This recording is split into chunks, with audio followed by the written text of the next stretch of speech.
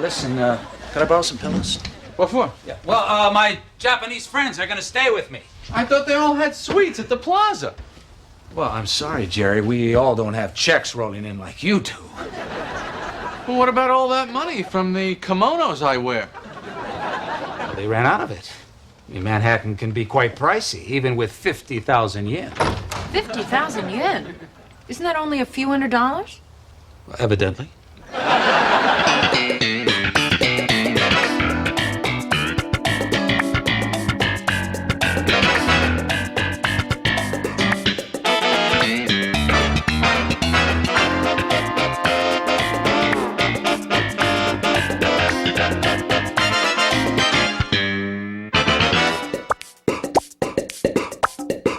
Hello and welcome to Seincast, a retrospective on all 180 episodes of Seinfeld, being hosted by two guys who can barely run their own lives. My name is Vinnie. My name's Matt.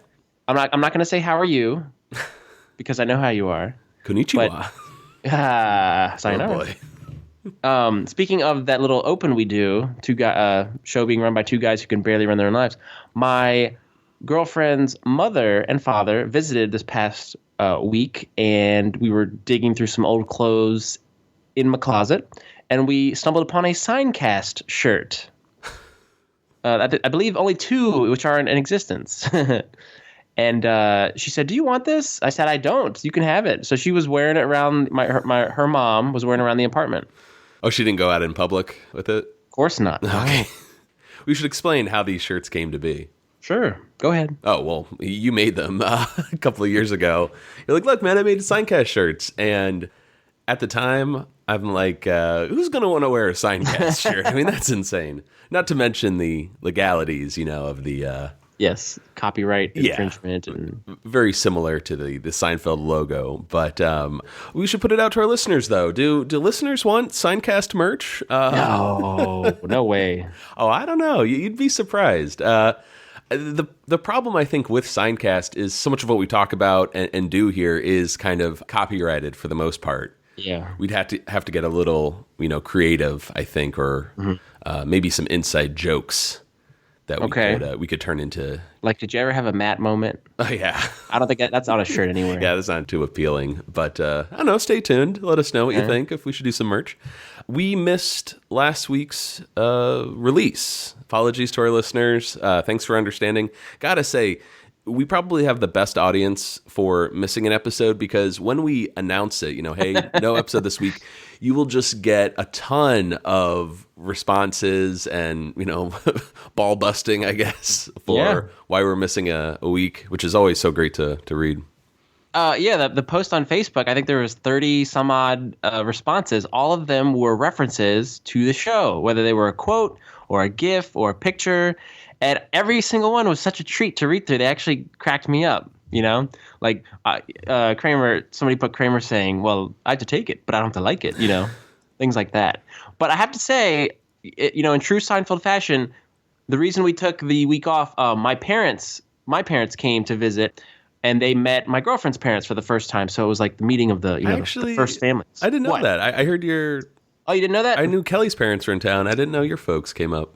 Yeah, well, I had a show, and my parents were coming to see it, and then Kelly said, "Oh, maybe my parents would come, and then they can meet." And sure enough, they did meet, and it went splendidly. My dad looks like her dad, my mom looks like her mom. So you see these, two bald guys and two Italian women with short hair.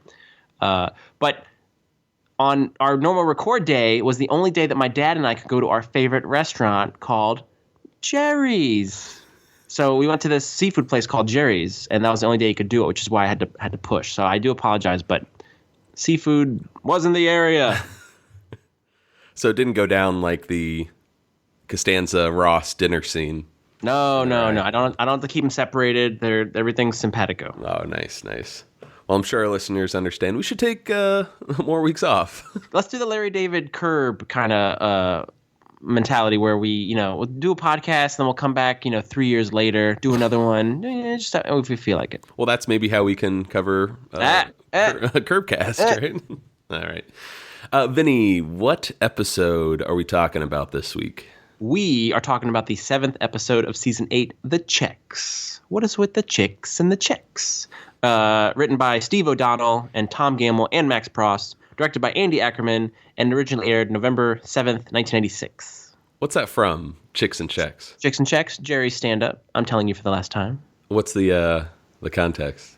Oh, I was at the supermarket, had a couple items in my hand. There was a woman in front of me. She chose to pay by use of the check, And he like waits for the audience to fill in the blank. She chose to pay by the check. And actually, I believe that stand-up also is in the show in one of the early seasons. Oh, God. All right. But he talks about how women are so, facile with, like, who do I make it out to? It comes right out of a holster. Mm-hmm. Whereas the guys are always, my mother gave me these. Does this count for anything? Because men hunt and women nest. Boo! Boo! What was it talking about? All right. Let's talk about some trivia this week. You mentioned Tom Gammill and Max Pross as two of the writers. This is their final episode. Tom and Max have been on Seinfeld since season 5 with the glasses. I don't have all of their episodes in front of me, but some classics include the Cigar Store Indian, the Mom and Pop Store, the Race, the Doorman, and last season they had the Wink, the Gum, and the Doll. So, two fantastic, Seinfeld writers, two great TV comedy writers. They also provide excellent commentary whenever they do a commentary track on the DVDs. Yes, if anyone owns the DVDs, the commentaries are really the best feature, I think. I wish we could have this official DVD set or, I don't know, digital set, what have you, where like every episode has commentary from the main four, Jerry, the director, and the writers. Separate tracks, though. I want separate tracks. Now, I don't think, Tom and Max chose to leave Seinfeld, this being their last episode. They spent some of their time of season 8 working on pilots for 20th Century Fox. And their role this season for Seinfeld was, they're sort of consultants. They would come by maybe once a week, help out the other writers, help out with ideas. And they were contractually set to consult season 8. So that was sort of locked down. They were able to, get an episode in. And at the time, they didn't realize there would be a 9th season of Seinfeld. Yeah, they weren't able to return for the 9th season to consult. But when they signed with 20th Century Fox, a stipulation of their contract was that they could still work for Seinfeld, which was on an opposing network. Right, until it got to season 9, and Fox is like, "Hey, we're paying you to work on another show here." Yeah. So it's a shame we lose those two writers, but we have a fun episode to talk about this week. Another writer, though, that you mentioned, I don't think we've brought him up before, Steve O'Donnell. I'm not very familiar with him. He worked on Late Night with David Letterman, The Simpsons as well. He co-wrote this episode with Tom and Max. I think he had a big hand in contributing the Kramer Japanese tourist storyline, as well as the titular checks, the residual checks that he used to receive from his days working at Late Night. He will return later this season with The Pothole. Holy cow! So he's got a lot of good ideas. So looking forward to talking about that one. You have to squeeze his head to get him to say "Holy cow"? And one last bit of trivia here. Let's talk about some inspiration. We have this great storyline this week of Jerry. Used to be a umbrella salesman before he became this well-known comic. Apparently, the real Jerry Seinfeld sold umbrellas back in the 70s. So not surprised. No, not at all. He also sold light bulbs, which I thought was interesting. Over the phone. Mr. Fenneman, you want to buy a light bulb? Why not? All right, good answer. Tom Gammill, one of the writers this week, he was on a ski trip with his family and some, friends and other families. And at one point, I think they were in a car, and Desperado came on the radio station, and one of his friends told everyone to stop talking.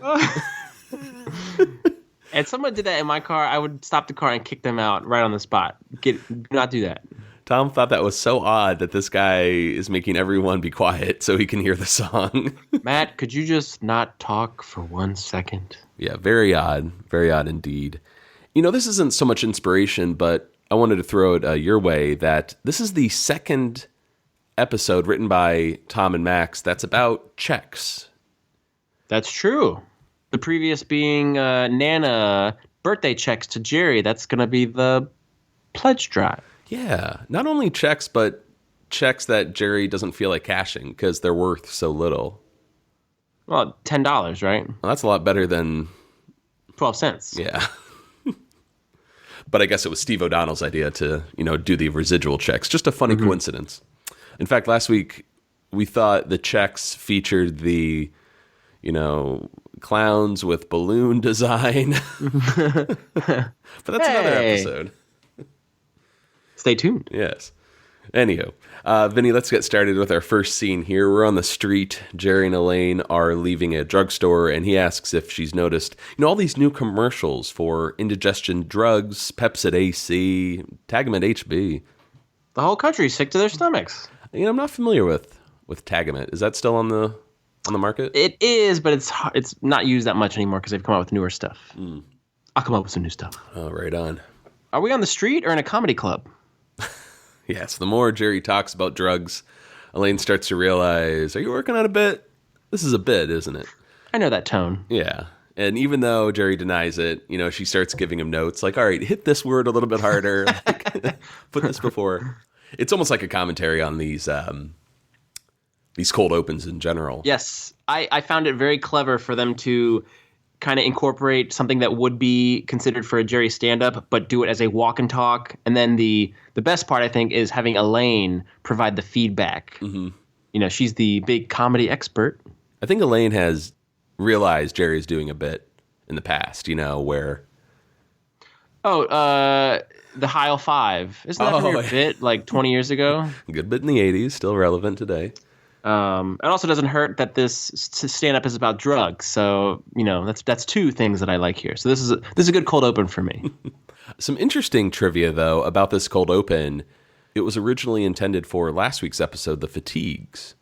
Yeah, which has nothing to do with The Fatigues, nor does it really have anything to do with the checks. What was the cold open for The Fatigues? I can't even remember. Was that the one with Kramer and Newman talking about aliens and the Bermuda Triangle, I think? It's possible, yeah, okay. But... All right. Yeah, I was wondering, too, because these new cold opens don't really tie into the episodes that much. This kind of ties into The Fatigues when you get to the end, because it's about all those people that get sick to their stomachs. Yeah, I guess you're right. The rancid meat. So take some Pepsid for that, I guess. Okay. Anyways, first scene of the episode, we're at a restaurant, and I'm pretty sure we've seen this restaurant before. It's like Cafe Raoul or something. Say it like, what's her name? Say it like Carol Kane. Okay, so next scene we're at Cafe. What's her yeah. What's her character's name? This is I don't think we ever get it. Do we? No, Jerry introduces her. Corinne, that's it. Oh, very good. Right. Nice. All right, so we're Cafe Raoul. Thank you. I like that. We last saw it in what's the one with Todd Gack? The Calzone? I think this is the restaurant where he's like, Mom, Kramer. Dad. No, that's not. I think it's the same restaurant. Like the exterior, at least. Oh, okay. Oh, I see. All right. Oh, God.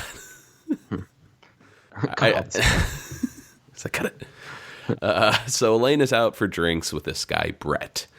Turns out his firm manufactured all the furniture that's in the restaurant. The designer is a Carl Farbman. Oh, Farbman. Do you know Farbman? Love Farbman. Most people go their whole lives without sitting in a Farbman. If you call that living. Wouldn't it be great if Farbman designed shoes? Matt, don't you think it would be great? Matt? After the song, babe. Huh? The song. That is James Patrick Stewart, who plays Brett, and I'm going to say it here first. I'm a huge fan of this character and actor. Love it this week. This guy was in Pretty Woman, It's Complicated, Gettysburg, and he did tons of voice work. You name it, he has voiced it. Check out his IMDb page because it's huge. Yeah, I agree. Love Brett. Love James's performance this week. I think this is a character, though, that isn't necessarily funny on paper. It's really the actor's delivery, especially with Jerry later on. That's the best part. He has this this like confidence about him and a little bit of an arrogance. And I don't think he intends to kind of rub it in Jerry's face, but he does. I think we could do a little bit better than a coffee shop, Yeah. Just stuff like that throughout the whole episode. It's so well done. Absolutely. I think he's in the running for my favorite Elaine boyfriend this season. Ooh, okay. We'll see. How many have there been so far? Oh, what episode are we on? Oh my gosh, hang on. Kevin, Bizarro Jerry, he's up there. Ooh, okay, nice. So they're neck and neck. Let's talk about Farbman, though. This is a name that I'm sure a lot of our listeners and Seinfeld fans know about, mainly because of this episode. But if you go all the way back to the Hamptons in season 5, we heard about Farbman then. A different Farbman. This Farbman designed and built houses. Okay, that was Mark Farbman. Yeah, so I think we talked about this in the Hamptons, and I don't know where we fell on it, but there are two Farbmans, Mark and Carl. Maybe they're brothers? Brothers or cousins, but they're definitely a power family, and they got that designer bug. Mm-hmm. I think all of us prefer the Carl Farbman, since he's mentioned a lot more in this episode. We actually get to see the guy at some point.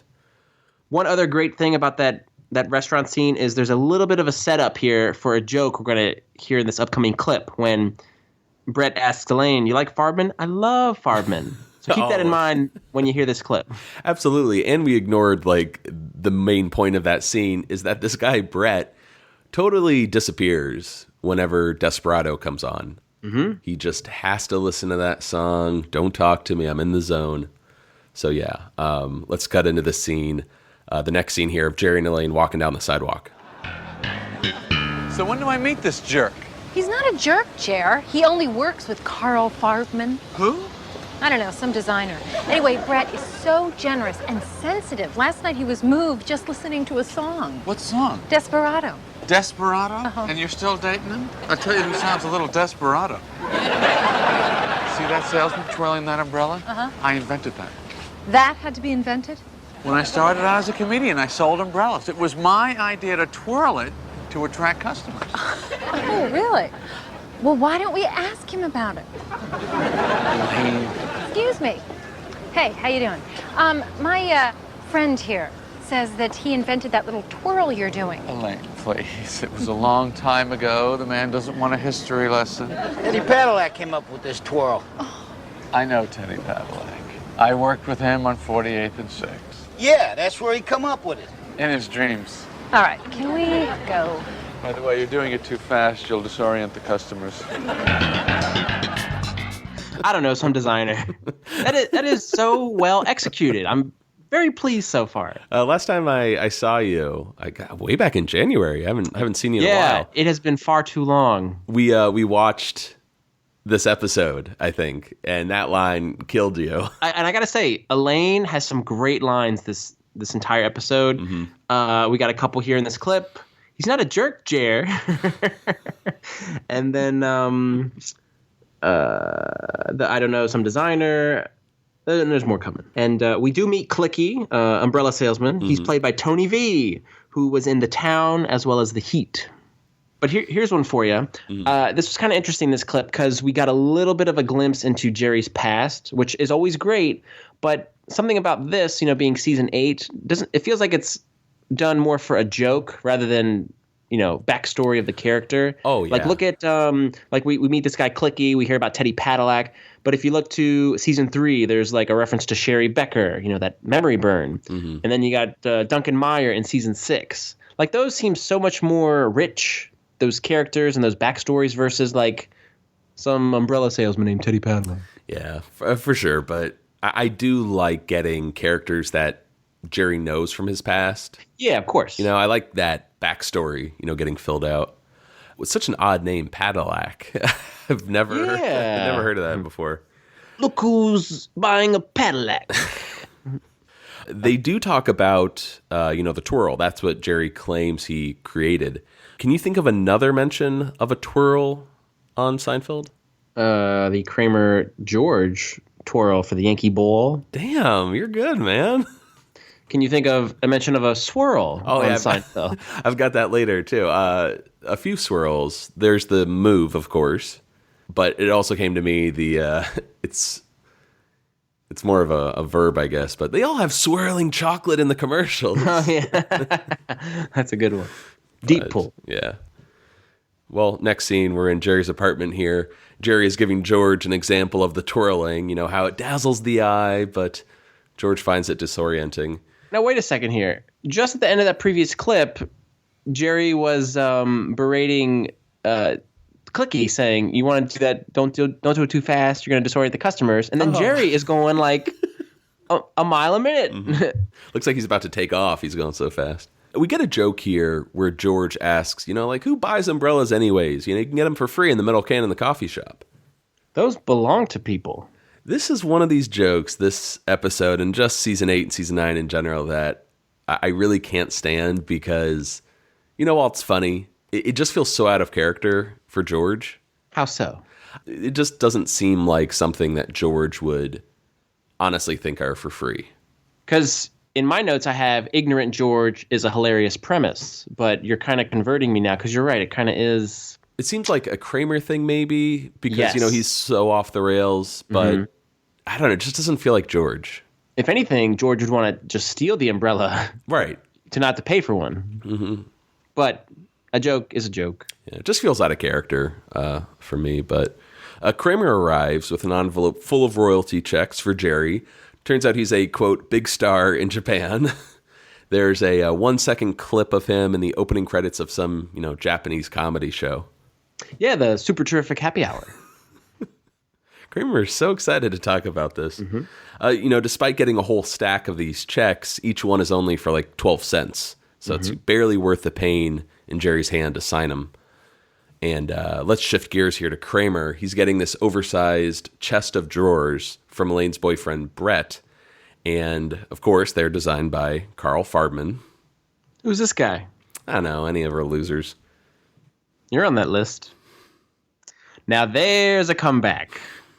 There's a moment of some great physical comedy where Kramer sits on the couch and he sits on something and he pulls it out. But with one hand, he is able to open the umbrella.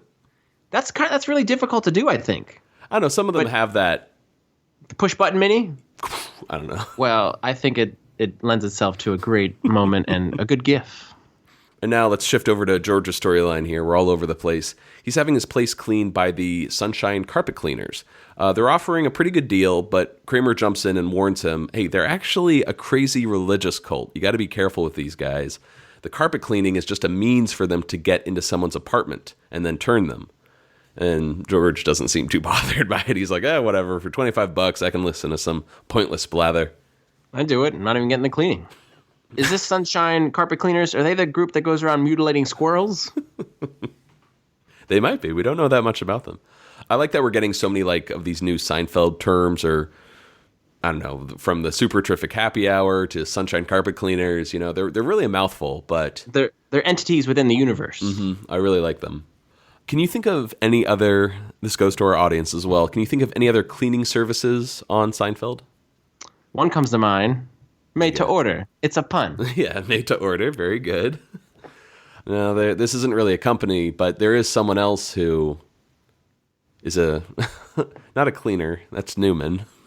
Oh, yes. This person works on Jerry's apartment. Oh, Raymond Thomas Wojcinski. Yes. Or Ray Thomas. One of the worst characters ever to appear on Seinfeld. He's a bit verbose at times. Mm-hmm. All right, let's cut over to the next scene here. Jerry and Kramer are walking down the sidewalk. Signed over 100 checks this morning. Hello, $12. Excuse me. Would you take a picture, please? Oh, yeah, sure. I'm going to ask this guy something. Hey, nice twirl you got there. You know who invented that, don't you? Are you folks from Japan? Yes. You recognize that mug? That's the funny face that greets you at the beginning of the Super Terrific Happy Hour? Yeah, that's him. What is he doing? Well, I don't know, but something super terrific, I'm sure. It's funny. Oh, yeah, very funny. And it wouldn't be impolite to laugh at his antics. Yeah, that's it. Because everybody laughs at Jerry here in America.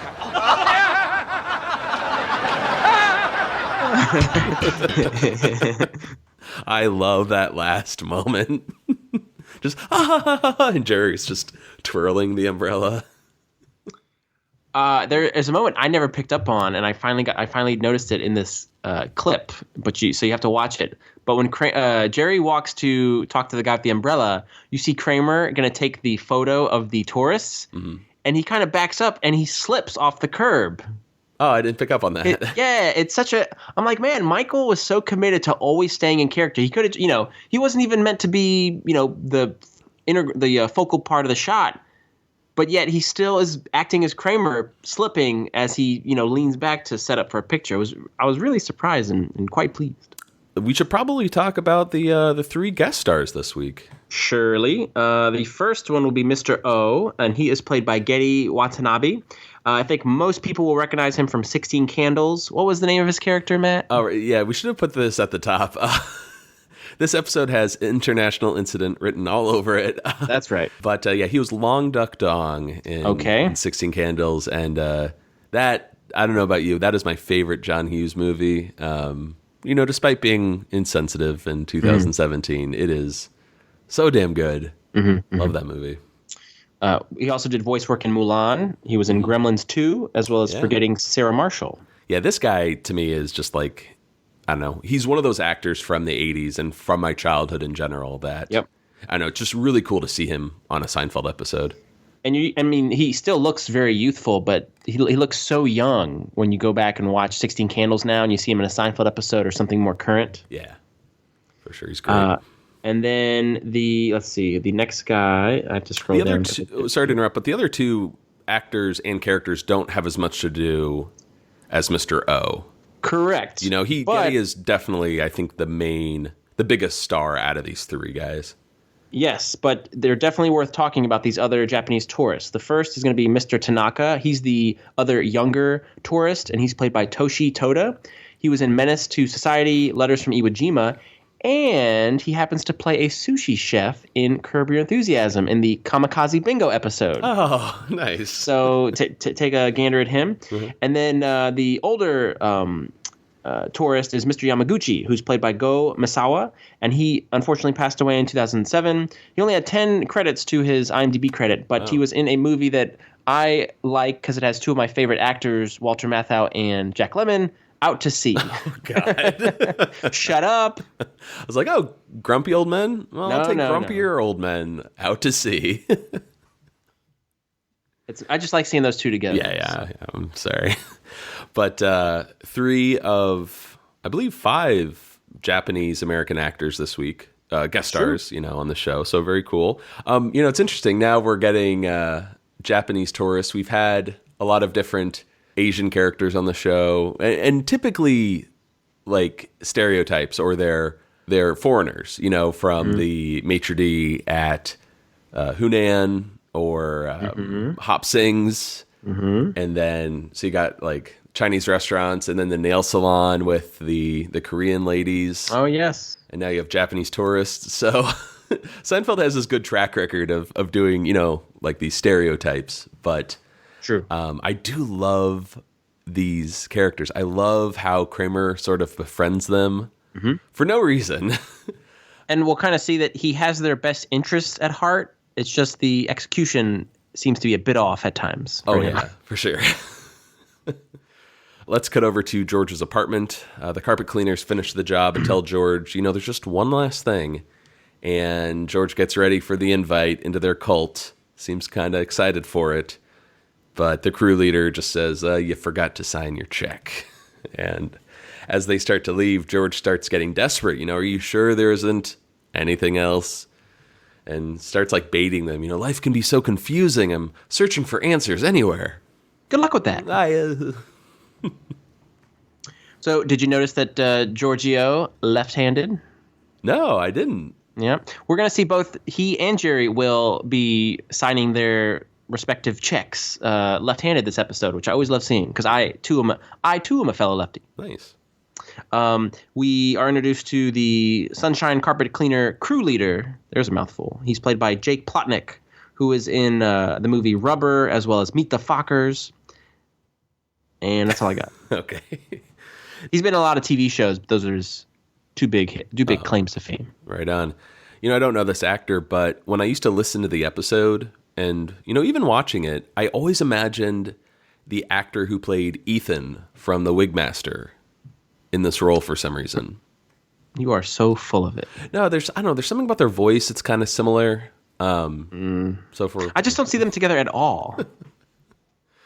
All right, moving on here.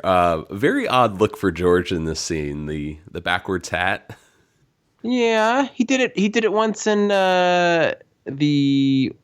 what is that? The Stand-In, right? Or the stall, yeah, with Tony. Well, he did it with Tony, but then he also do it when he was they were playing baseball and he had the improv jersey on, and then he does it when he gets the New York Yankees. Oh yeah, job. But yeah, it is funny to see him. No, it's still funny though. It's weird though because this is the I don't know if this is the same hat with Tony, but it looks like the Morning Mist kind of hat. Yes. Just I don't know. It's not meant to be worn backwards. It's like plaid. It's just it's not very flattering. But next scene here, we're in Jerry's apartment, and here's the scene we were talking about earlier. Jerry is signing more of his royalty checks when Elaine stops by. Hey, What's with the claw? super terrific carpal tunnel syndrome. There's no sign of Kramer. Oh, Brett. This is Jerry. Hi. That's very funny. Elaine told me you're some kind of comedian. I'm one kind. Have you seen the chest of drawers that Brett gave to Kramer? The Fleckman. Farbman. Right. You gotta see them. They're beautiful. Oh, I'm sure they are. I'll be happy to get you some if that's what you're driving at. No, I'm fine, thank you. Don't worry, it's no charge to you. Looks like what you really need is a decent desk for writing your skits. I don't write skits. Oh, of course you don't. You don't have a proper workstation. I fax over my catalog. Brett, Jerry doesn't have a fax machine. Oops. Well, I'm sure things will pick up for you soon. Elaine, maybe we should get going. Oh, Jerry, you want to join us? Where are you going, a coffee shop? The coffee shop? I think we can do a little better than that. You look like you could use a solid meal at a real restaurant. You look like Jerry? you could use it. What did you say? How is anyone not enjoying Brett? He's great. Every line is killer. Yeah. Elaine told me you're some kind of comedian. I'm one kind. And then I'd be happy to get you some if that's what you're driving at. A desk for writing your skits. Of course you don't. You don't have a proper workstation. It's just And then when he feels that he's insulted Jerry, Jerry looks so embarrassed when Jerry doesn't have a fax machine. Oops. Well, I'm sure things will pick up for you. And a great little blooper came out of this as a result of the final line of this clip when Brett says, "You look like you could use a solid meal at a real restaurant." Jerry responds, "You look like you could use a..." Say Jerry. Oh, Jerry. Good rectal exam. Well, I've got a clip of it here. We can good. have the actors do it. You look like you could use a solid meal at a real restaurant.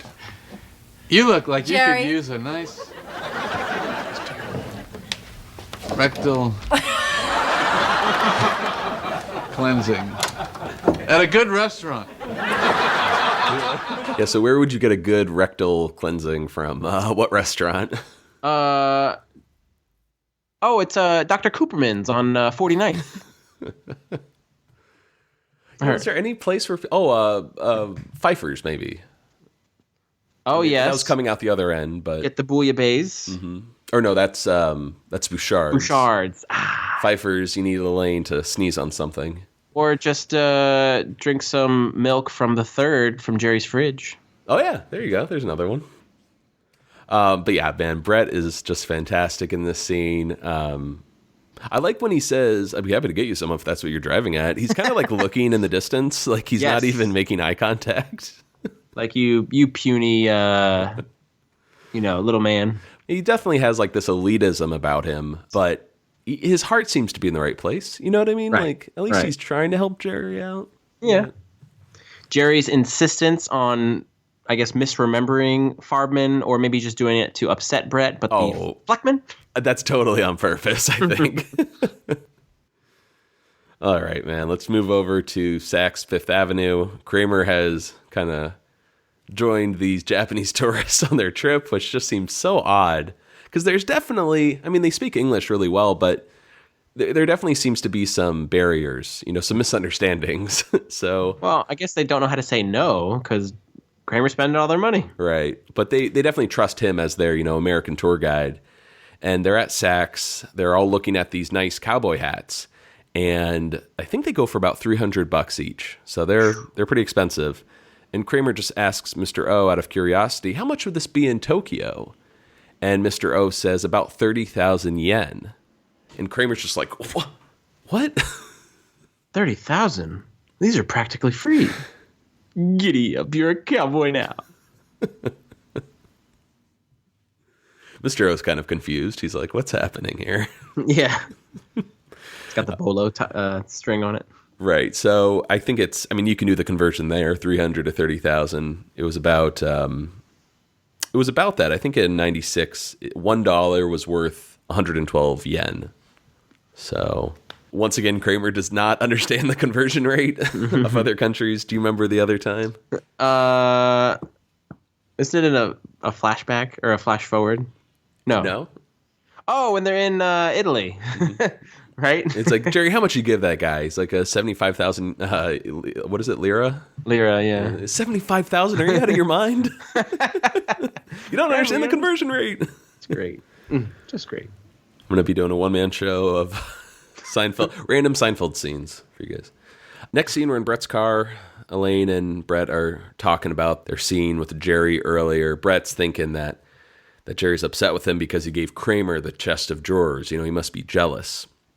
And how could he not be, living in that cramped little apartment, that outdated furniture, so terribly un-Carl Farbman-like? We're not going to talk about Carl Farbman the whole podcast, are we? I hope not. Matt? Shh. What is it? What is it? Is there someone outside? Doesn't really make a whole lot of sense. I know. Vinny, the song. Oh, phew. Whoa, you nailed that line. No, but she says it though. She says phew. She doesn't even go phew. She goes, oh, phew. For a minute there, I thought there was like this urban legend about the guy with the hook who's hanging on the fender. Vinny, could you just not talk for 1 minute? Oh, sorry. Nailed it. Nicely done. Excellent show, everyone. The Seincast players. Did you notice, though, Elaine says phew? I didn't know. Take notice. Phew. Phew. God, this guy with the song. Is there any song out there where you would shush your girlfriend? I don't think so. The closest one would probably be Bohemian Rhapsody by Queen. Oh, my God. That's a long song, too. Thank you. Well, she has to join in, though, and sing. Well, she would do the high part. She would do the Galileo. God. All right. Okay. Let's move over to Monks here. George is, pretty upset that the cleaners made no attempt to abduct him, just did the carpets and left. Maybe they thought you looked too smart to be brainwashed. Please. Too dumb? I think Jerry's a little upset about that. Who are any of her losers? Zing. Yeah. Here. I'm going to make it my mission the rest of this episode to deride George Costanza. Mm-hmm. So Kramer arrives looking very stylish in a 90s way. Mm-hmm. He's got the 3-button suit, no tie. There's like a necklace. Mackey's back in town. Nice duds. Konnichiwa. I love that Mackey's back in town. That's a great line. You know who he kind of looks like? He's got a little Earl Hafler thing going there. Yeah, absolutely. If he had the hat on. The same. Absolutely. That's a great pull. Totally. Nobody hustles God bless it. I was trying to say Cosmo Kramer, but I screwed it up. Oh, boy. Well, the Japanese tourists bought the outfit for him as a gift. And later on, they're going dancing at the Rainbow Room. So, these guys are really becoming good friends here. But it does sound like Kramer is spending a lot of their money for them. But he argues, hey, Jerry, they're Japanese. That TV you watch, that sushi you eat, hey, even that kimono you wear, where do you think all that money goes? That's right. Jerry's so confused. He's like, kimono? Like, where are you going with this? He looks down to check if he's wearing a kimono. And just on the topic of money issues here, Kramer says, Jerry, since you're so famous, which might not be true, from the 1 second clip in the Super Terrific Happy Hour, he should be doing his own show in Japan, and suggest, hey, why not do something with the pilot from season 4? It had marvelous production values. Did you see the note earlier about that term, marvelous production values? Well, they referenced it in the commentary, Tom and Max, saying that they did a pilot, and the guy that was critiquing it didn't, one of the execs said, he didn't say that it was good or that it was funny, it just said it had marvelous production value, which they interpreted as the writing sucked. This show stinks. Yeah, so a little inside joke there. Getting back to the pilot, though, from season 4, one of my favorite arcs, George leaps at the idea. He is so excited to shop the pilot around. In fact, he does a lot of business with Japanese TV through the Yankees. In fact, there's an office in the city. And he's convinced that the show will work better than the States because, anytime you turn on the TV in America, all you get is 4 morons sitting around an apartment whining about their dates. Nice. Yeah, little meta joke there for you. This one feels a little too on the nose. Nah, I'm game. Really? I like it. Okay. Yeah, this one's for Vinny. You don't have to like it, but I do. It's funny how in season 4, there's just so many, jokes about Seinfeld in that show. Mm-hmm. And yeah, well, maybe some hit, some miss. I think they're so well crafted. Whereas here it just kind of seems like, all right, like, is there another show where people are whining about their dates? I was going to say, nice, you're adorable. I was going to say that not only 6 friends whining about their dates. Not only are they commenting on Seinfeld, but they're also commenting on the other shows at the time, one being the critically acclaimed NBC hit, if you will, starring Courtney Cox and David Schwimmer. Critically acclaimed, really? Yeah. I don't know, man. Have you seen that Writers Guild of America list? Here we go. I don't even know if Friends is on that. Okay. Seinfeld is number 2. I don't know why I keep this thing going. Okay. Wait, isn't there another scene we got to do? All right. Where were we? George was talking about, 4 morons sitting around the apartment, and Kramer's like, yeah, Jerry, you should really try, having a career in Japan, which, is really common, I think, for a lot of American actors to do. Mm-hmm. And he, at one point, compares Jerry to fruit, right? Here, you're just another apple, but in Japan, you're an exotic fruit like an orange, which is rare there. Very important bit of trivia there as we cut over to the Nakahama Broadcast Corporation, the Japanese NBC, yeah. And Jerry and George are in the kind of the Japanese version of Russell Dalrymple's office. Mm-hmm. And they're watching some of the pilot on TV while there's a little bowl of oranges there on the coffee table. You had a date. You went out with my butler? Who said you could go out with my butler? Well, why do I need your permission? Because he's my butler. So, what do you think? We're a bit confused. Why was this man Jerry's butler? You see, the man who is the butler had gotten into a car accident with Jerry. And because he didn't have any insurance, the judge decreed that the man become Jerry's butler. Is this customary in your legal system? No. That's what makes it such a humorous situation. 難しいな。わからない。どうしてあんなにたくさんのオレンジをくれたのか。わからないわ。I'm sorry. I'm sure Mr. Seinfeld is very funny to Americans, but I'm not sure this butler show would work in Japan. Oh, I disagree. You've been living in America too long. You've forgotten what it's like to have no oranges.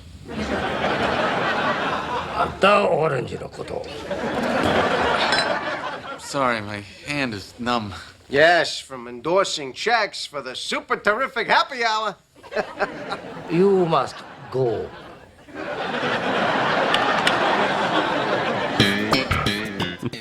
how great is it that they brought back, the footage from the original pilot from season 4? I love that. And you know what's weird too? This is like Bizarro Jerry. It's the Bizarro version. You're absolutely right. It's the Bizarro pilot. They could have even called this episode maybe. But a couple callbacks we get in this episode, this being one of them, referencing the pilot from season 4. What else? We have the male executive is played by Sab Shimono. He was in Waterworld, Teenage Mutant Ninja Turtles 3, which I remember from being a kid. Great movie. And the Jackie Chan Adventures. He does a lot of voices on that show. And then the female exec is played by Akane Nelson. What else? And did you notice, it seems like Jerry is really kind of just going along with George. He knows this is, an exercise in futility, going to this meeting with the Japanese embassy. Oh, yeah. The comment when he says, when the executive says, "Is this customary in your legal system?" And Jerry says, "No." That's what makes it such a humorous situation. He's purely there to placate George. I love that. Yeah, George is working so hard this episode to sell this pilot, which I don't know. It's just kind of funny since he has this successful job at the Yankees. You would think like, oh, I guess he has a desire to be famous. You know what I mean? Like be a writer again. We did have some subtitles though that we need to address from the male executive saying, "Are you following any of this?" And the woman next to him is like, "I'm still trying to figure out why they gave us a bag of oranges." Yes. So Kramer's advice there was completely wrong. And then later too, George goes back to it. You've forgotten what it's like to have no oranges. Again with the oranges. Great stuff, man. That actor, Sab Shimono, he's fantastic. As you mentioned, some of his credits there. He is still working today. I remember him actually from The Shadow, the Alec Baldwin movie. Oh, White Shadow? No, I knew you were going to do that. Just a regular Shadow. There are a lot of Seinfeld actors in that movie. Cool. He's one of them. What else we got here? Oh, probably talk about the last line. Yeah, that's probably the most interesting line to come out of this scene because it ties back to Tom Gammill, right? Mm-hmm. There was this old sign painter that made these really classic-looking signs from the 40s. I think one was like a boot, or one was, do you remember what the other one was? I don't know, like maybe a fish, like if you have a restaurant. Yeah, exactly, like really classy-looking signs. And Tom Gammill really wanted to purchase one, but this sign maker would only sell them to those that had businesses, that had establishments. In the city. So whenever, in the city. So whenever Tom would try to buy one, he would say, go to your home, as if like it was insulting that a guy without a business in the city was trying to buy this sign. So that's why Tom Gammill wanted the line. He fought really hard to try and get the line to say, go to your home. He wanted the NBC exec to say, go to your home.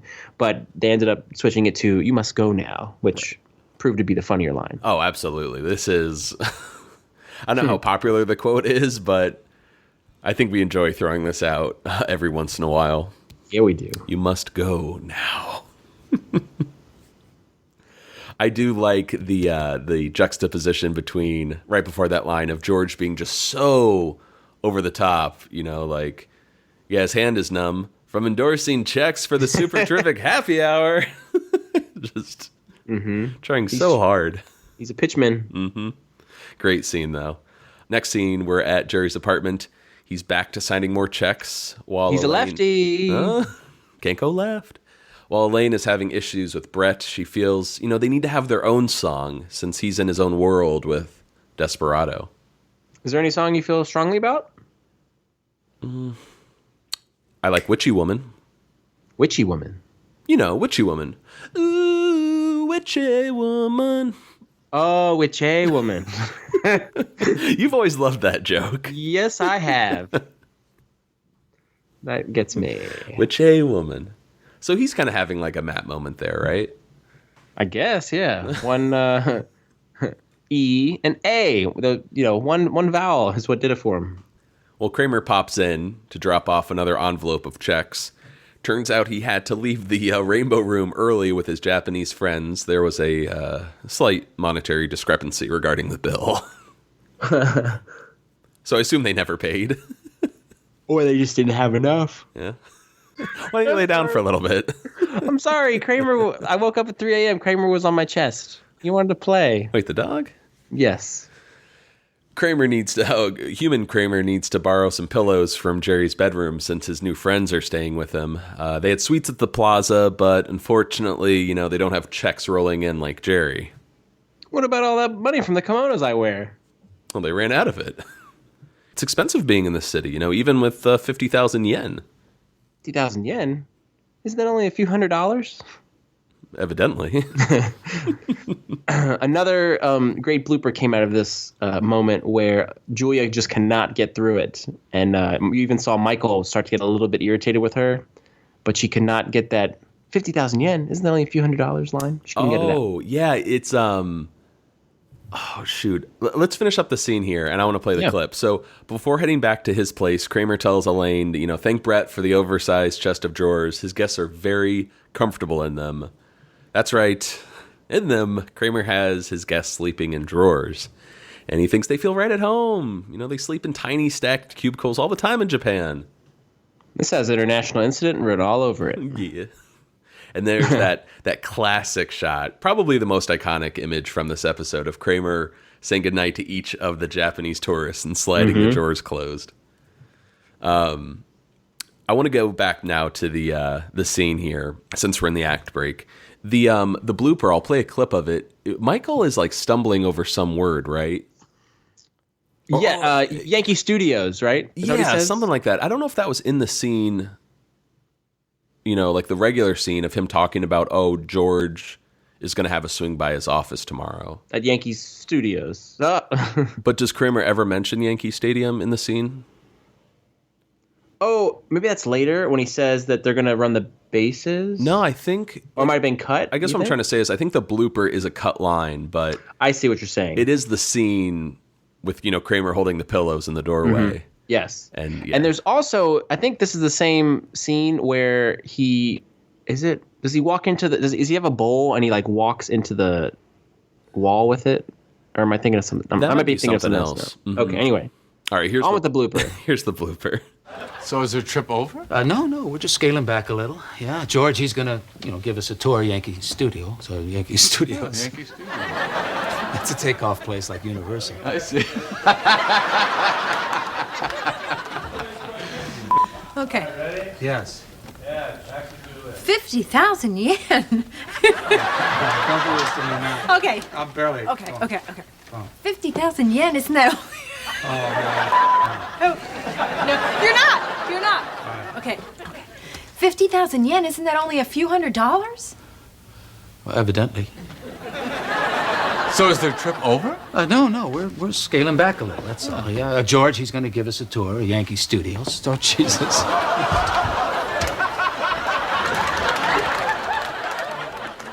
I could have sworn. What is it when he walks into that? That pole by Jerry's door. He walks into that and it moves. Is that from another? That's early, like season 4, maybe. I don't know. There's something else where he walks in that I'm thinking of, but we'll see. Yeah. The best part is, Michael is so, he's a perfectionist. He's so uptight about getting the line right, and he's the one that screws up the second time.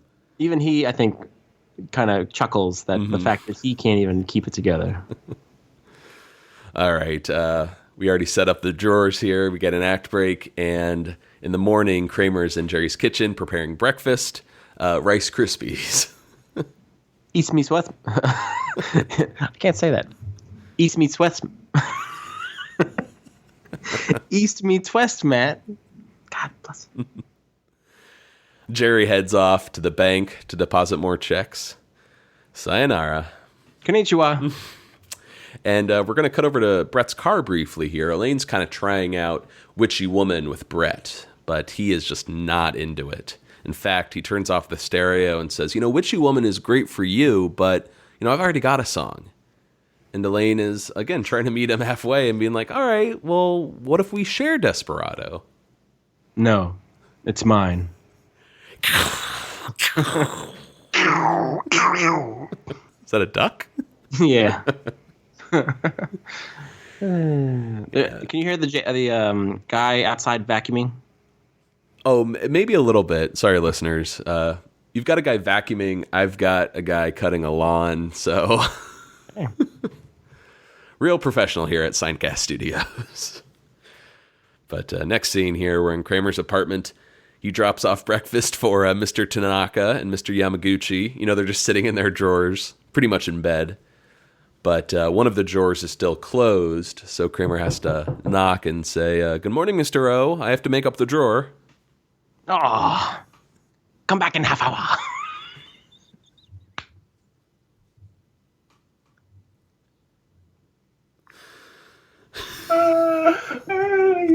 You can't keep this in. I can't do this. Whew. Are you there? I'm here. You can't put that in. First of all, you're quoting a TV show. No, you can't do it. It's like with Babu or the guy from Hop Sings. You know, we prefaced it saying we're not mocking an entire race of people. We're just quoting an episode.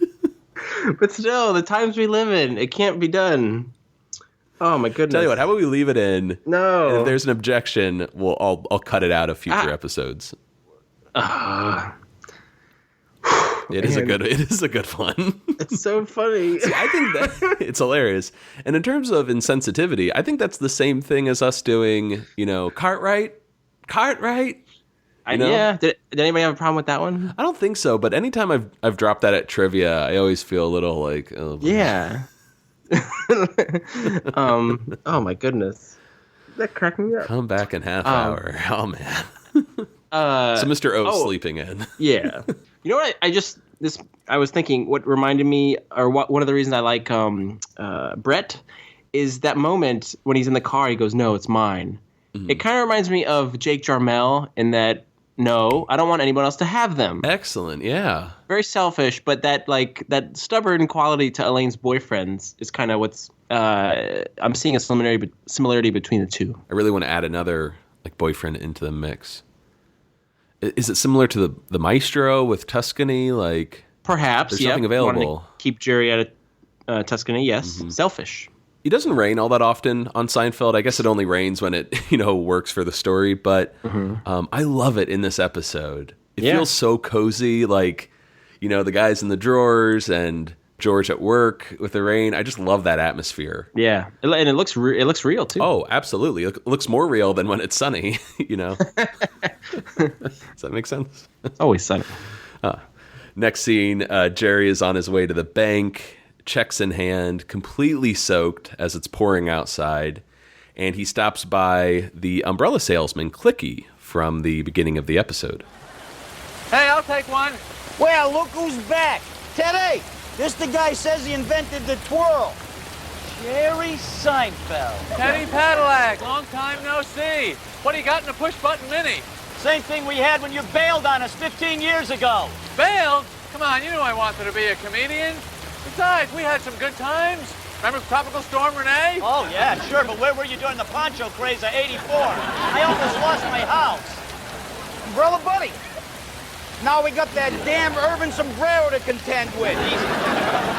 I hear you're taking credit for the twirl. It was so many years ago. Who cares? I care. Clicky cares.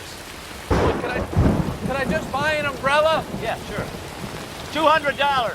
What? Special price for a real foul weather friend.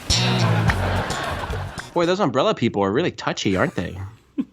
I don't even know L. Ron Hubbard. We're finally introduced to Teddy Padillac, who's played by actor John Bowman. This guy's not an actor. He's actually a writer, and he has written on such shows as In Living Color, Martin, and Saturday Night Live. So quite a resume for this guy. Very cool. I really do enjoy the mention of the old days. Remember Tropical Storm Renee? Yeah, where were you during the poncho craze of '84? I almost lost my house. And then, hey, we got another reference, a callback to the urban sombrero being sported by none other than writer Tom Gammill. Yeah, the guy walking by is Tom himself. And Clicky gets so agitated. Now we got that damn urban sombrero to contend with. Which I think, for a product that really has, or a prop that has no place in returning to Seinfeld, it had its one episode, it's over. Yep. Great way to bring it back. Perfect, yes.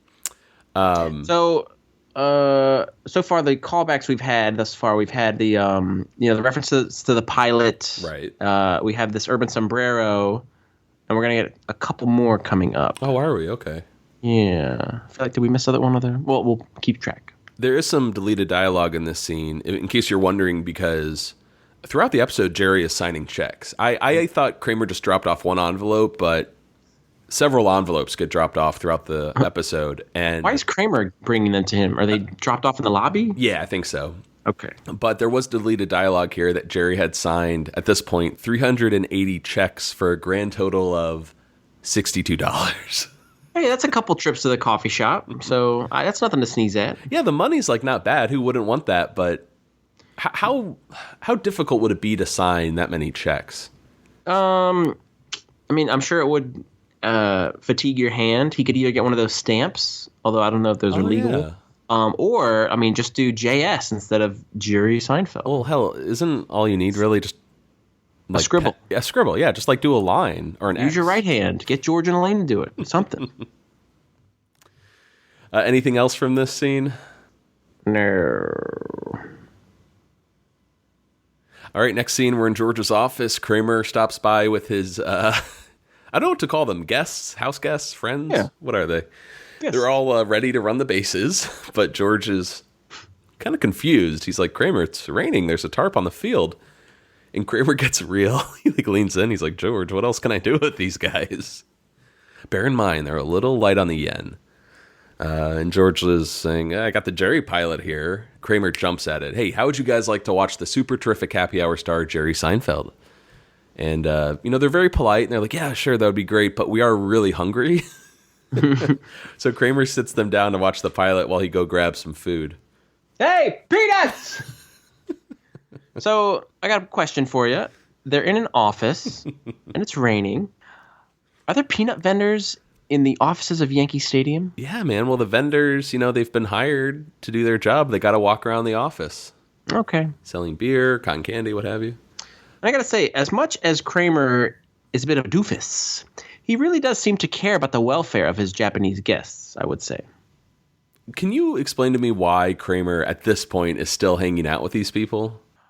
I think he probably realizes he's the cause of their current predicament. He's the one who blew through all their money, and now they don't have a place to stay. So I think that's kind of where they're at. Okay. And he, being the good heart he is, he wants to show him a good time. But that moment where he leans into George, I feel like I see this desperation in him where he's like, George, I hate the situation I'm in. Oh, you're right. Well, he's trying. Yes, I guess he's trying to show them a good time until it's time for them to leave. Yeah. But you're although right. They cashed in their flight tickets, though, right? No, not yet. Oh, okay. It all goes back to the money, I guess. Yeah, Kramer blew through. Speaking of which, if roughly 30,000 equals 300, roughly, let's say that, and they have 50,000, is that a piece? It must be, because if they bought all those hats. Yeah, they would have only been able to afford 1.5 hats. So let's say all three of them have $500 each. Mm-hmm. Well, they got 4 hats. That's $1,200. So they had $300 left. And they for the rainbow room. They blew that at the rainbow room. And Kramer's suit. Why did they buy the suit too? That suit had to be $300 at least. That's why they're hungry, is because they got no money left. Okay, so it's pretty quick from going from $500 to nothing. Has Kramer come into any money of late in the previous episodes? Did he no poker game or no big bets yet? Well, the AIDS walk was the last time. He's like, breakfast on me. Because he could help out a little bit, but sell some more stuff to Lomez for some steaks. Oh, that's right. Yeah, he traded his what did he trade to Lomez for steaks? What did he trade? I don't remember. Yeah. Well, I can't think of a worse way to spend your time visiting New York City than watching some failed pilot from 4 years ago in some stranger's office. They don't even know who George is. But while they're watching the pilot, Mr. Wilhelm stops by to tell George that some carpet cleaners have arrived in his office. And they haven't said anything to Wilhelm yet, which just infuriates George even more. What kind of snobby, stuck-up cult is this? And here's a wild shot. That is a wild shot. When George and Wilhelm are talking in the doorway, when the camera's on George, you can see down the hallway, like outside his office. Okay. And it's not very exciting. There's just a wall they put up with a painting, but it's just a weird angle. It's like that shot in Monks when you see the fourth wall. Pretty cool. Anyways, let's cut over to the street. Jerry continues to walk in the rain when a red Ferrari pulls up, gives him a little honk to get his attention.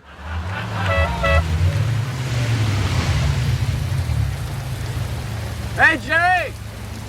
Hey, Brett. Have you ever heard of an umbrella? I didn't have enough money. Sure things will pick up for you. No, it's not that. It's a... Oh, no. Look at the checks. Hours of hard work ruined. Don't worry. I can spot you the 12 cents. No, it's not the money. It's my hand. It's crippled from writing and writing. Nothing's working for you, is it? Not at the moment, Brett. Give you a ride, but I got Carl Farbman here. Thanks for stopping. Nothing's working for you, is it? Not at the moment, Brett. And hey, we get a visual on the acclaimed Carl Farbman. Yeah. That gentleman is played by none other than Seinfeld transportation coordinator Dave Pierce. Yeah, crew member playing Carl Farbman. He's got a great look, right? The bald head. He does look like a pioneer of something. Of something, all right. I think he's got a goatee, maybe? Or a beard? Yep. Bald, goatee, sunglasses. Glasses. Yeah. We have seen Dave Pierce on Seinfeld before. It was not a memorable role. You barely see his face, but do you remember his first cameo? We talked about it recently, and it has to do with a car or a fish. What is it? Maybe a Q. He plays a cabbie, a taxi driver in the showerhead when, at the end of the episode, Jerry's saying goodbye to his parents and everyone has that flat hair. He's the guy loading their luggage into the trunk. There it is. So I thought that was interesting because I just always assumed Carl Farbman was like an actor. Yeah, or like a professional actor playing him. But so wait a minute now. Are we in DD territory? Oh, man, you're right. Yeah, maybe he is a double dipper. Because I wouldn't assume that Carl Farbman went from driving taxis to this, a critically renowned, furniture designer, right? Yeah, absolutely. And, we're in that period now where we really won't get any more double dippers. People are going to be closing their dip. I guess case in point here. We didn't dip them the first time. Putting the lid on that dip. Yeah. So, let's play the theme. It's going to be one of the last times we probably hear it on the show. So, here we go. You double dipped the chip. Double dipped? What are you talking about?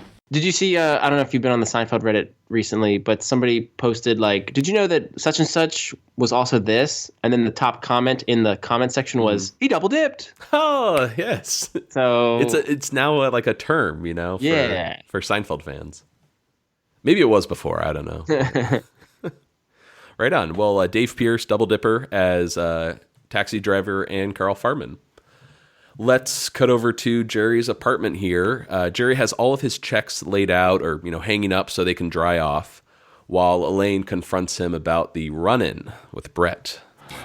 Brett said you ran away from him as if he were the Boogity Man? Boogeyman. Boogie? I'm quite sure. Anyway, any luck getting together on a song? No, he blew out my witchy woman. And he won't share Desperado. Hey, what do you think of Oye Como Va? Well, I'm running out of guys here in this city, Chair. Hey, great news. I showed the pilot to Kramer's Japanese friends. They loved it. Really? They told the Butler character? Did I tell you that story's relatable? That was a great show. That is why I'm bringing it back to NBC. NBC? Nakahama Broadcast Corporation. But they told us we must go now. Yeah, but now I have my own market research. Actual Japanese viewers I'd love the show. I'm going to talk to Kramer. Hey, George, do me a favor. If they make you an offer, whatever it is, just take it. Hey, by the way, what'd you think of Miss Yoshimura? Who? The network executive. You think she liked me? So here's some great Elaine lines in this clip here. You got the Boogity Man, which I've never heard of. Boogie. She went out with a boyfriend, Woogie. And then, well, I'm running out of guys in this city, Jer. And we are also, we see another callback from the pilot when George thinks that the exec at NBC liked him. You think she liked me? And Jerry just slams the door in his face, which is great. So here's a Matt moment for you, Vinny. Despite loving that pilot arc so much, I never picked up on that. Like, really? I got that it was, Nakahama Broadcast Corporation and, Russell Dalrymple. I saw all of those parallels, but I never realized, George did the same thing with Susan. Oh, and how's this one? She's the Bizarro Susan. Okay. Yeah, totally. Thank you. Love that. Miss Yoshimura is her name. Yes. Oh, she does have a name. I forgot because it's not on the on IMDb. She's listed as Executive 2. Mm-hmm. George says, "Did I tell you that was a relatable show? It is so not relatable. It's about a comedian. That was a great show. Nobody has a butler. Hello, Charles. It's like, you got any more pledge?" He's like, I just bought 8 cans. I don't have any wood in the house. You've seen the show, Matt. Okay. So you're very excited. George's enthusiasm is crazy here. I guess he's just completely forgotten what a nightmare it was to put that show together. Seems very in line with the character to champion it. Over at Kramer's, my favorite image from this episode, I don't know if you like this that much, but you got Kramer and his friends in the hot tub, all wearing their cowboy hats, doing shots of sake, having a great time. And one of my favorite quotes from this show comes from Mr. O. So you heard that. Yeah, so let's set it up. George comes in, and when they notice him, they're like, hey, come on. And you hear Kramer, for the most part, being like, come on, I want you in here. Get in here. And Mr. O, being so diplomatic, says, come on in, fat boy. Oh, poor Jason. I got to play a clip here because I never noticed that before. It's right before George starts talking. You can hear him say fat boy. Come on, I want you to come in. Come on in, You get a good night's sleep. So there you go. Yeah, I wonder if Jason was like, hey, can we talk for a second? Guys. And hey, here's another callback to the hot tub. We actually see the hot tub, and he's using it again. Yeah, it's that's a trivia question. The hot tub, the checks. Can you think of another scene featuring the hot tub, or another episode, rather? Oh,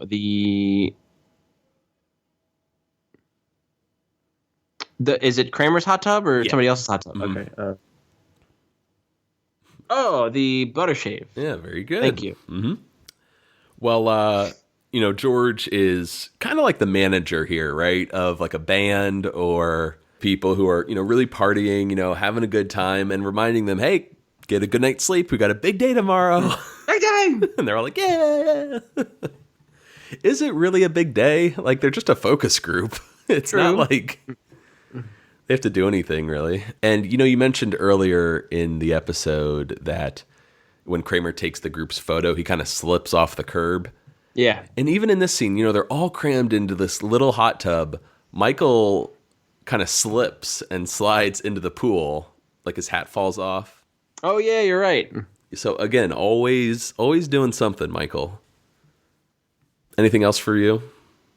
No. Okay, cool. Well, next scene, we're kind of bouncing around here. It's the next morning. Jerry signs the rest of his checks, grabs his hand in pain while George is waiting outside of Nakahama Broadcast Corporation, looking pretty concerned since their meeting starts in 10 minutes. And Kramer arrives, no sign of the Japanese guys. He actually let them sleep in while he goes to cash in their plane tickets. There it is. Yeah, they need a little food money. And George panics, rushes to a payphone while Jerry is soaking his hand in ice water at home. Yeah. Jerry! The Japanese guys had sake in the hot tub. You gotta get them out of the drawers and get them down here, or I don't have a focus group to sell the pilot the Japanese TV. Uncle Leo? Jerry! All right, I'll wake him up. Testy. So there we get another one of those lovely Seinfeld jokes, the Uncle Leo. Jerry! And the smile on Jerry's face, dude. It's so like... That's good stuff. So the first one was in the Bizarro Jerry. With like, you got to get me another picture of man hands. Oh, yes. Okay. Who is it? Now we're to Uncle Leo. Can you think of the other two? Who is it? Phone calls?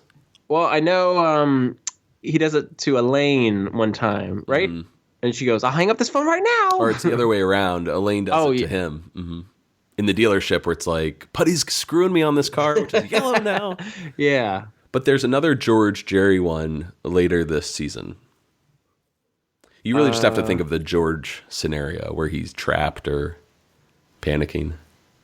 Trapped was a good word there. Like he can't leave where he is. Oh, he's in his he's under his desk. Yeah. Trying to take a nap. Who is this? One other note here. This is the exterior of the CBS Radford lot, administration building, which we bring up from time Numerous to time. Times, yeah. Might be the last time they filmed outside of it. Oh, we're getting a lot of lasts lately. I'm not happy about that. Mm-hmm. Well, Jerry goes over to Kramer's, and he hears this, banging from inside the chest of drawers, and the guys are stuck inside because the steam from the hot tub warped the wood. And I see an upcoming line for you. I'm not going to say that one. Since Jerry's left hand is so stiff, it's like a claw, you can't get a good grip to pull them out. You say it. It's all you, man. No, I don't want to do it. I feel like now you're trying to get me in trouble. Sorry. Well, Mr. O tells Jerry to pull harder. Jerry, looks around the apartment for something that he could use to help them get out of the drawers. Meanwhile, Elaine and Brett arrive at Jerry's, and, Brett's heart is in the right place. You got Jerry an umbrella just to help him out a little bit. He also thinks he might be, jealous of Kramer's drawers, and Elaine's like, no, Brett, Jerry has nothing against you or Kramer's drawers.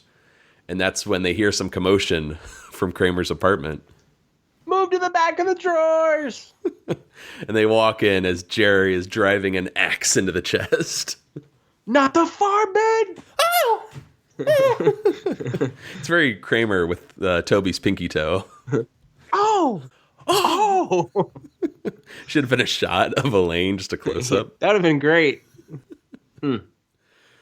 All right, so next scene, we're at NBC, the Japanese NBC, and George is sitting on the arm of the couch with this huge grin on his face as he hears Mr. O going a mile a minute with the executive, all in Japanese.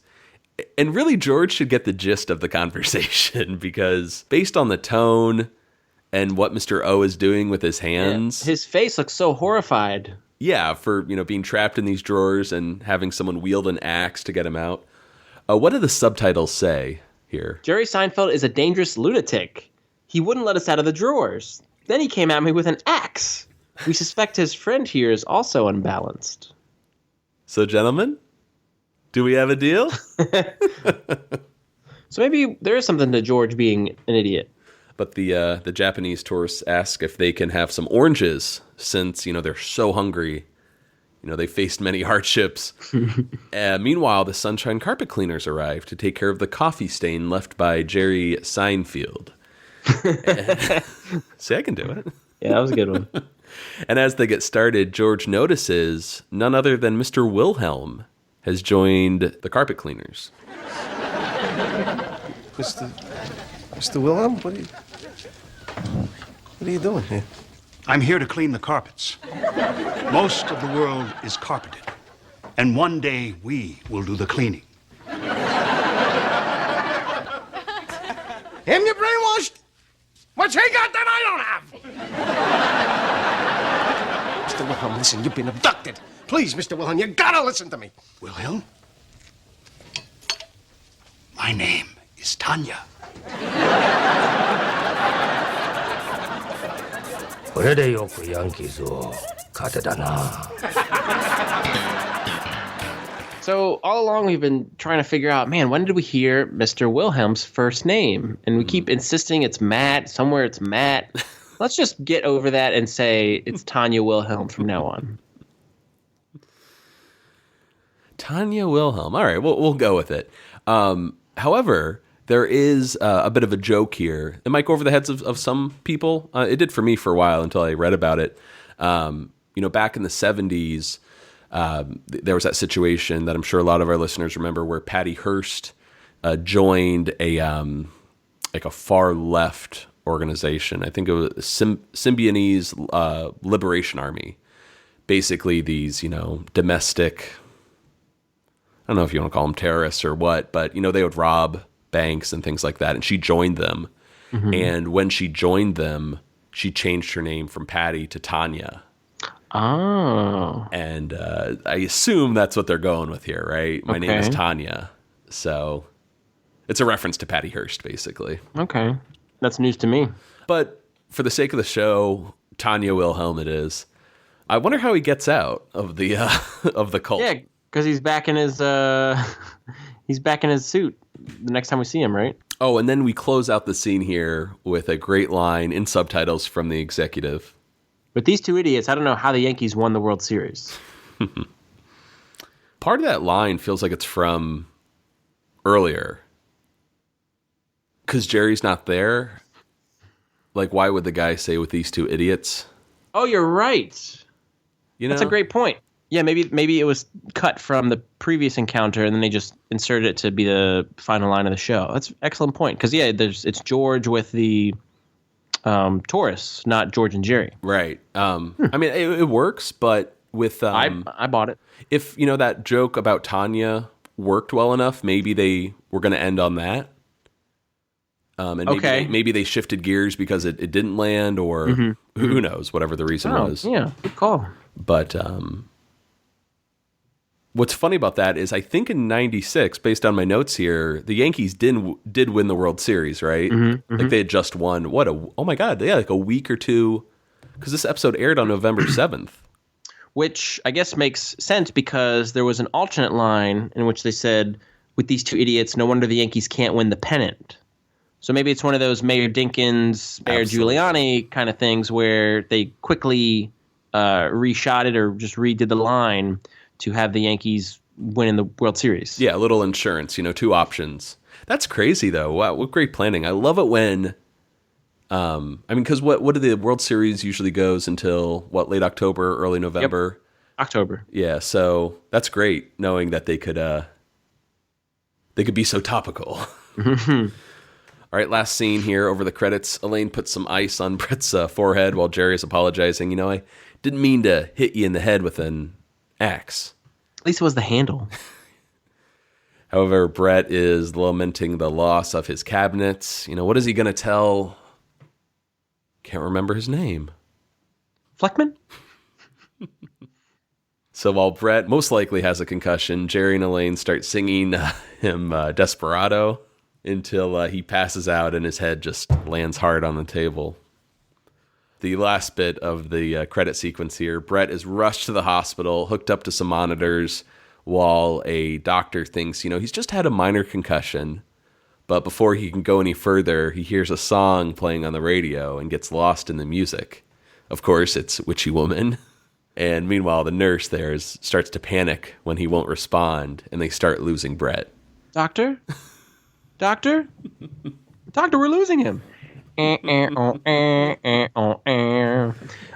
nurse is played by Sherry Henkel, and who is the second assistant director on Seinfeld. She is credited with 44 episodes. Wow. Cool. She also worked on It's Like You Know. And then I think a lot of people will recognize that doctor, a very familiar face, is comedian George Wallace, who was also the best man in Jerry's Wedding in 1999. So fun little fact there. Yeah, I had no idea who this guy was when I first saw the episode. And then to learn, he's like a Larry Miller type friend with Jerry. It's like, man, why didn't this guy have a bigger role on the show? Yeah, it's kind of a missed opportunity, but they were able to get him in. But two really important people in Jerry's life they got on the show. Mm-hmm. Also want to plug George Wallace's Twitter account. It is it is my favorite Twitter account. I love his tweets. They're just hilarious. There's actually a Comedians in Cars episode with George Wallace. Well, that's right. Never saw it, but maybe some of our listeners have. That's good. I think they're in like Vegas or somewhere, or Atlantic City. I feel like it's not every picture, but I feel like he always has that hat on. He's like Kangol hat or something. Mm-hmm. It's not a beret, but... Okay. Oh, sorry. I think we've really bottomed out here. One last note before we crash and burn. What kind of socks does he wear, Matt? The scene here with Brett, it seems weird because the doctor's like, he has a minor concussion. And they're like, oh, he'll be fine. But then, like, a few seconds into Witchy Woman, they're like, we're losing him. He flatlines. Here's a crazy theory for you. Is it because Brett doesn't like Witchy Woman? Like, is he killing himself? Ooh. That is interesting, sir. I love that. That is, you're on a whole other level there. So, what do you think? So, Matt, is this episode a Fleckman or a Farbman? Well, Fleckman's the knockoff, right? Farbman's the real deal. It's definitely a Farbman. It's one of these episodes, like several in season 8, where I'm not raving about it. Oh, this is one of the all-time best, but a lot of great stuff in here, from the chest of drawers to I love the Nakahama Broadcast Corporation, all the scenes that take place there. Brett, as you mentioned earlier, fantastic. Boyfriend for Elaine, the actor does a killer job. I won't go through all the nitty gritty, but all the characters have a lot of fun material this week. No one feels like they're sitting out or they've been given some half-assed storyline or anything. It's all good stuff. So feels really balanced. Some nice dovetailing at the end, and ultimately it's just kind of sad. That Tom Gammill and Max Pross duo has sort of ended with this episode. I would have loved to get more of their episodes. I gotta say though, when I was watching this episode, knowing that it was a Gammill Pross episode, I'm like, this doesn't have the same kind of caliber as a Gammill and Pross, and I think you can kind of, maybe it's me just thinking I'm a highfalutin Seinfeld aficionado, but I feel like it's like a disjointed Tom Gammill and Max Pross episode because it's with another writer and it just doesn't have the same kind of like punch that a normal Tom Gammill and Max Pross episode has. Does that come across? It does, and I think we're going to be saying that probably each week with season 8. And we always say, "Oh, it's because Larry's not there," but in addition to that, it's because all of the writers were working together. It was more of a group effort, so I think you have more of like a weird, wacky tone all around or disjointed tone. Yeah, and it's become more traditional in the way they wrote and pitched. Whereas, like, most sitcoms have all the writers in a writer's room hurling ideas, writing on a board. The old way of Seinfeld was, this is your episode to write. You write it, give me your first draft, do a second pass, and then they give it to Jerry and Larry to punch up, and the final version gets filtered through them. Now, with Larry gone and Jerry having to assume a producer role as well as acting and writing, they did it more as the more conventional writer's room. And it kind of shows in this episode. Because you can compare it to a official Tom Gammill and Max Pross episode. So, comparing it to some of their other classic episodes like Cigar Store Indian, Pledge Drive, Mom and Pop Store, does this rank maybe lower on that list? You don't have to go through all of them, but you would list this among one of their best. Yeah, the checks is not like I'm not loving this episode, but it's still a lot of fun. It was really fun to talk about with you, and there's great moments that I really enjoy and great lines to come from it. So it's a fun episode, but not cracking my top 20 or not among my favorite Gammill and Pross joints. Yeah, totally understood. I'd like to compare it with the other season 8 episodes because while it's not one of my favorites, I really love this episode. Like, I love it, but I wouldn't list it among my favorites, if that makes sense.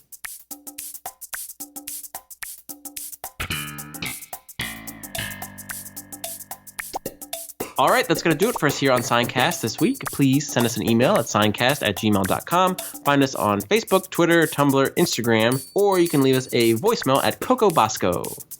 Vinny, what episode do we have next week? We are discussing the 8th episode of Season 8, The Chicken Roaster. Boo! Bad chicken, mess you up.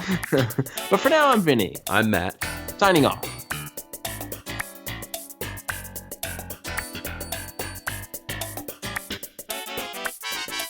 Seincast is not endorsed by Castle Rock Entertainment, Sony Pictures, or NBC. It is intended for entertainment and information purposes only. Seinfeld, the Seinfeld logo, and all names, pictures, and audio of Seinfeld characters are registered trademarks and/or copyrights of their respective trademark and copyright holders.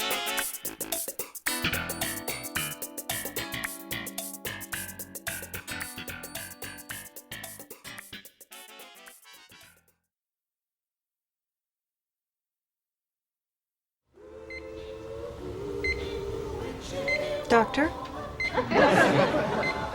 Doctor? Doctor?